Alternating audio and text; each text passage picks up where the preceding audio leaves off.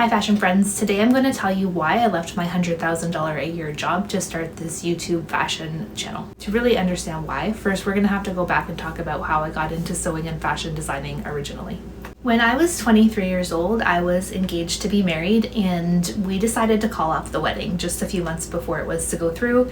And honestly, to this day, I don't regret that decision. It was probably the best thing. But at that time, my parents had asked me what I would like for a wedding gift. And I don't know why, but I said I wanted a sewing machine. I guess I was kind of under the impression, or I had the idea that when you're married, you sew pillows and you sew curtains and like home decor and stuff like that. So that was kind of like in my mind at the time, and my parents were nice enough to gift me a really nice sewing machine. But what's funny is that I didn't even know how to sew. Fast forward to when I didn't get married, the sewing machine just sat in a box collecting dust, and I felt kind of bad about it because it was a really nice gift and an expensive gift. So I researched and I found out that there was a sewing class every Saturday for 5 Saturdays from 9 till noon at my local Fabricland, which is my local fabric store. So I signed up, and the whole thing was that we were going to make a skirt from a commercial pattern. So you had to buy the supplies and just come ready to cut out the fabric and make the skirt. And the class was being run by a woman named Phil Nufrio, and she had talked about how she had gone to Seneca College for fashion design. So this is the skirt. I still have it to this day, the original skirt that I made from, I believe, a Simplicity pattern. And it was really cute, and I wore it to the office. At the time I was working in an office, and everyone complimented me on it. So I thought, this is really fun. I actually like sewing, because for a while I actually didn't think I liked sewing, because I remember in the 7th grade we had home ec and we made a bag, and it turned out I really just think I didn't like the sewing teacher, the home ec teacher. She was just kind of mean. And I remember her not being very helpful. So turns out I actually do like sewing and making things, especially like clothes to wear. So yeah, like I said, I wore the skirt to work, and I got a lot of compliments, and like everyone asking me where I bought it, which is like the highest compliment that you can get when you make something, if people think that it's not homemade. So I took a second course, actually the same course again, and I made a second skirt, which I don't know where it is at the moment. Actually, yeah, I knew I had it. I found it. And I think this is called a tulip skirt or a trumpet skirt. It's got gores and it kind of flares out at the bottom. So I also wore this to work. And then I took her third course, or I took her course a third time, but the next time was different. We made a gown. So it's a little bit now more advanced. And I remember making like the fanciest gown for the office Christmas party, and probably being like way overdressed or whatever, but I have a picture of that, and I had dyed my hair brown at the time. Don't ask me why, but I guess it was in style. I'll put a picture up of me wearing the dress to a Christmas party. And yeah, I got so many compliments, but what people said at that time was, wow, you should be doing this. And that's when I first really thought, hey, maybe this is something like I could actually be doing, because like for a living, because before then I had never really considered that. It had never entered my mind that that was something you could actually do for a living. Also at that time, Project Runway had just come out on TV, and I remember watching season 1 and season 2, and season 2 is like my absolute favorite still to this day, and being like, wow, this is really cool, and it's really cool to watch how great these designers were and are, and now I actually can do some of this as well, like sewing and creating. So that also kind of inspired my decision to go back to school, and that coupled with the fact that I knew Phil, who had been to Seneca, really opened my eyes to like the possibilities of fashion design. I also want to add that most of the professors there were like pretty legit. I had a professor who had been the head pattern drafter for Dior at one point, and she's my pattern drafting professor. I had a sewing professor who like he would be our professor in the school year, and then in the summer he would work on movies. So if you Google him, Ahmed Zargaran, like his name will come up on that IMB thing with all like the movie credits. He's done Resident Evil, like a bunch of movies and theater productions, so pretty legit. I also had another design and textile professor who had her own company prior to being a professor doing swimwear, and like she would design swimwear for Yves Saint Laurent, for the Yves Saint Laurent label. So that was pretty cool. So yes, my professors there were really good for the most part. And I think, I don't know how it is now. I mean, it's been a few years since I've been there. It's been a lot of years since I've been there. And they've changed the name from Seneca College to Seneca Polytechnic, I believe. But just, yeah, like a really good school, like highly recommend, especially for the fashion design program, which I guess obviously is pretty much all I can speak to. Okay, but when I graduated college, I didn't realize, I guess, I had researched beforehand, like I said, and I knew that there would be co-op. So I think I thought that there would be more jobs. However, I live in the GTA and there aren't that many fashion jobs around here. So unless I wanted to move to like Montreal or Vancouver or New York or LA, there really weren't many jobs in my industry, which was why I stayed at the job that I had at the time, which was again in an office. In my third year of college, I was fortunate enough to be able to already have a job that I was able to go to a couple of days a week. And in the third year of college, fashion design, you're doing your collection. So the whole year is about making your collection, and at the end of the year there's this big fashion show.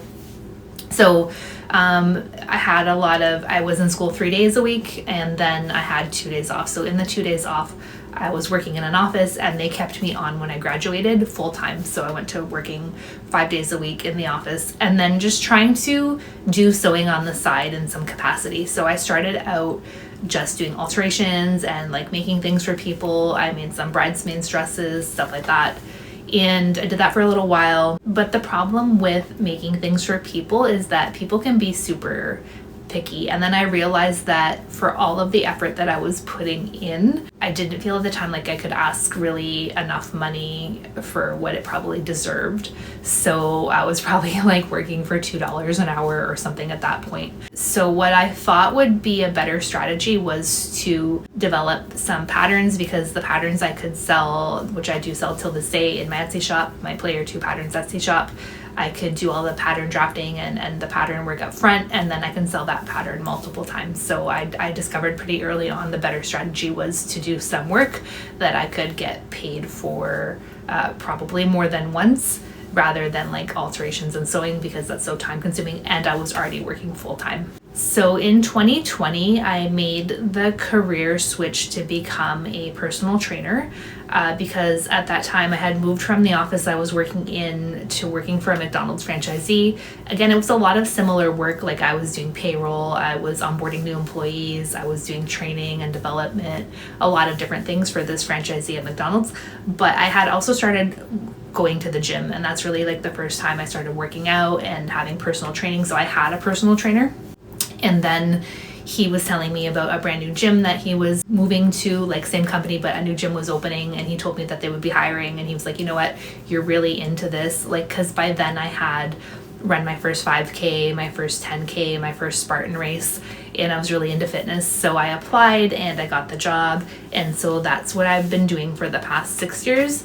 I've been working as a personal trainer and also was promoted to be the assistant fitness manager, which included still some training of clients, but also selling personal training for the other trainers. So that job was quite lucrative, as per the title of this video, however, also very time consuming.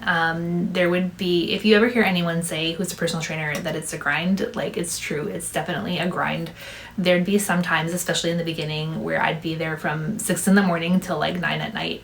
And the gym was far from where I live, like not too far, but far enough that I couldn't come home during the day. So if I was there, I was just there the whole entire day.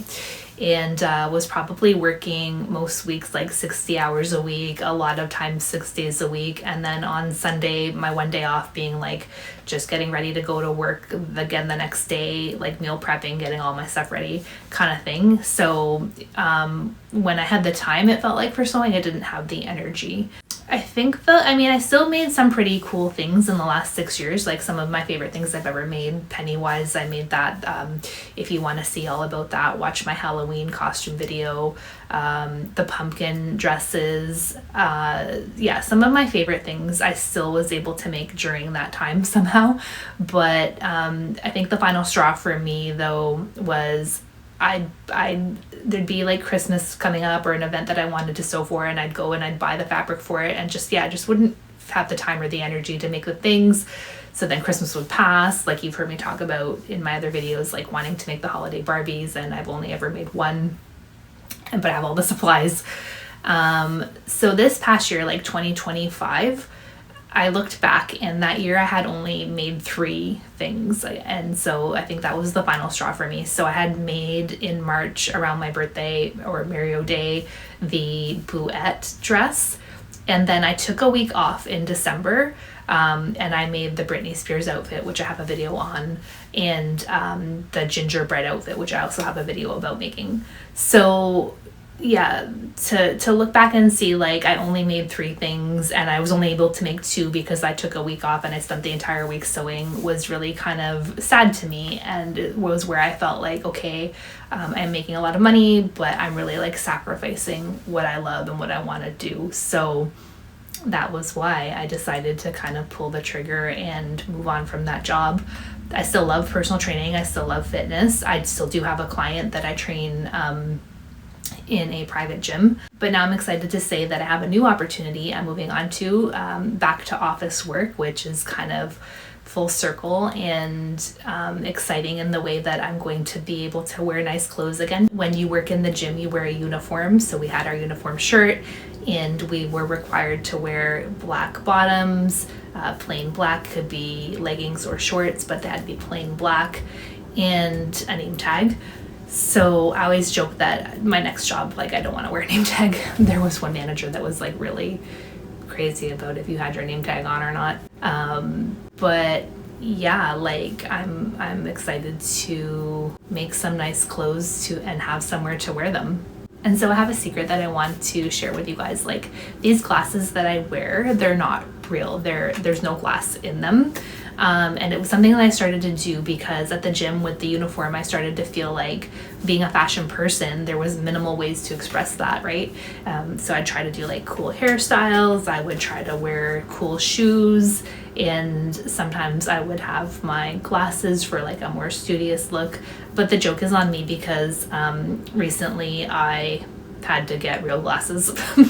So they look, and I got ones that look just like this, but mainly for reading. So I actually have them here. So these are like my real glasses. Yeah, with real glass in them. And so that's why it's the perfect timing as well to be recreating my poupée closet in real life, because right now most of my closet consists of Gymshark and gym clothes. So I need some real things to wear. So behind me on the rack, this is everything I have digitized into my style book wardrobe. If you watch my I Created Poupée Girl in Real Life video, you'll understand that I can only make outfits from what I have already digitized, and every outfit that I wear has to contain something that I've made. So those are the rules to that. So what I'd like to do right now is go through and show you the few things that I do have digitized and available to me in my Poupée Girl wardrobe. Okay, so right now I have 4 dresses. The red one, I don't know if it fits me. I'm gonna have to try that on. 2 skirts, a denim skirt and a kind of more fall looking skirt. I have these denim jeans that I made. I have 1 blouse. I have this necktie and 2 purses. This is brand new. I just made this. It's going to be a pattern for sale in my Etsy shop.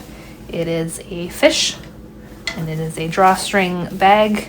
And I already used this actually last week to go to the outdoor swimming pool with my family. That was fun. Had my towel in there and my book and my from Amazon dinosaur purse. So those are all of my clothing items. Okay, so down here I have all of the shoes I've digitized so far. I have a lot of boots, 1, 2, 3, 4, 5 pairs of boots, and I have 2 pairs of stiletto heels. These ones are probably too fancy for anything right now. Accessory wise, I have digitized this belt from my Boots and Hearts collection and this pair of glasses from my Star Wars collection. And I also have digitized all of my Star Wars lightsabers. I have red, blue, green, and gold. Okay, so that is the story of why I left my high-paying job to do what I love. and I hope that this inspires somebody out there to keep trying and keep going and keep doing what you love. I hope that you enjoyed this video, and I hope that you continue to follow along as I have just started my 10,000 hours of sewing challenge. And as a reminder, I am still working on my Minions But Make It Fashion outfit, and so I hope you tune back in soon when I will be showing you what I made for that. Thank you for watching. If you like my video, if you like the things that I've been making and showing to you and the things in my closet, please consider liking and subscribing.